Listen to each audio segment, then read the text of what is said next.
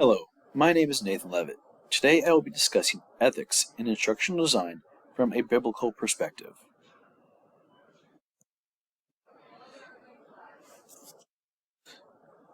In the Bible, Luke 16:10 says, "Whoever can be trusted with very little can also be trusted with much, and whoever is dishonest with very little will also be dishonest with much." This verse comes from a parable about a steward who has been embezzling his Lord's money. The job of an instructional designer is to create a lesson or material that will create an exceptional learning environment that will help learners develop new skills. This process should be done by using their own materials or with materials they have permission to use.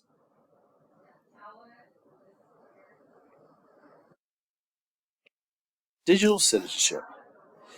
Digital citizenship refers to the responsible use of technology by anyone who uses computers, the internet, and digital devices to engage with society on any level. Being a digital citizen includes developing skills and knowledge of how to correctly use the internet and digital technologies. So we understand that digital citizenship is using your abilities in a responsible way. Looking back at Luke, we see the steward not being a good citizen by taking the property of or the money of the master and not using his abilities appropriately.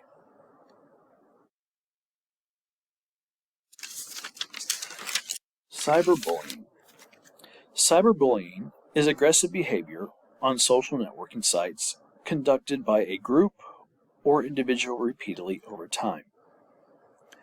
Cyberbullying happens every day in a professional setting also.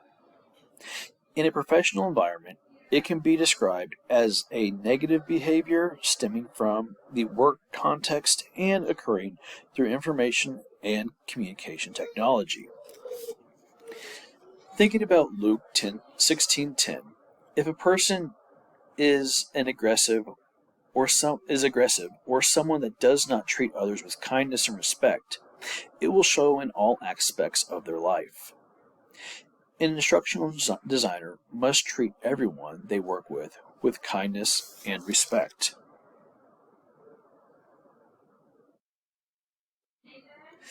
Digital footprint. A digital footprint is your unique trail of traceable digital activity. A digital footprint is permanent and can be discovered even if it's deleted. No matter the platform interaction on the internet can also be traced back to a single person. Instructional designers must be conscious of their work because it will always be accessible. By creating work that is seen as unethical would severely damage an instructional designer's career.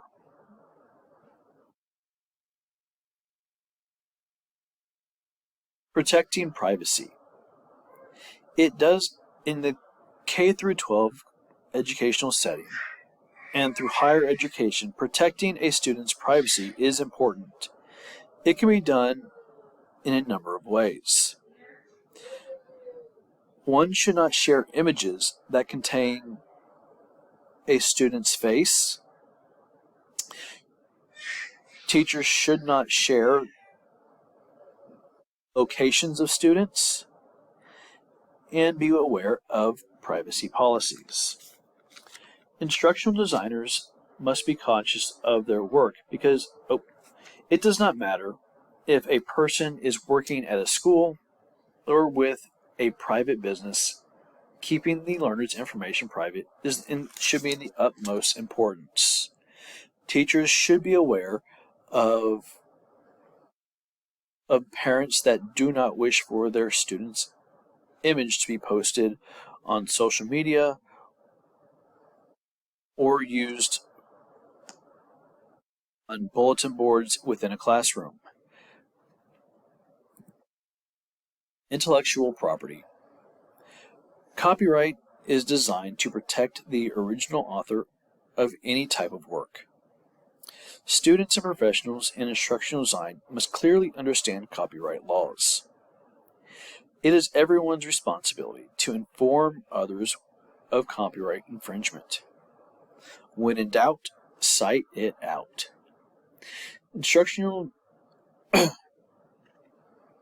Intellectual property laws are put into place to protect property owners. Instructional designers must be sure they have gone through the proper channels and have taken correct measures to use another individual's work.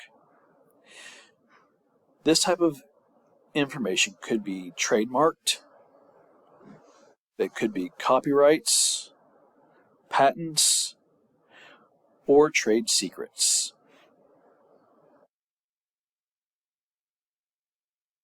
Thank you for listening about